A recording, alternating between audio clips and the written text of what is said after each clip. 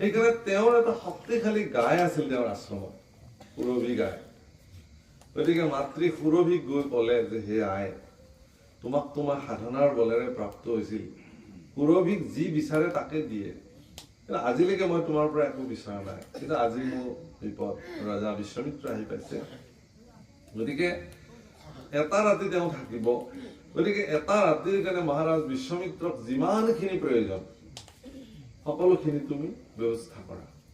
প্ৰথমতে কাম, ৰজা বিশ্বমিত্ৰ আহি আশ্ৰম সোমাইছে মাত্ৰ তাৰ আগে আগে একদম বিল্ডিং, থকা ঘৰ, বিচনা, কাপোৰ কানি, ৰচৈ ঘৰ, বাচন বৰ্তন, খোৱা খাদ্য চব হৈ গ'ল। সেইটো সুৰভিৰ ক্ষমতা।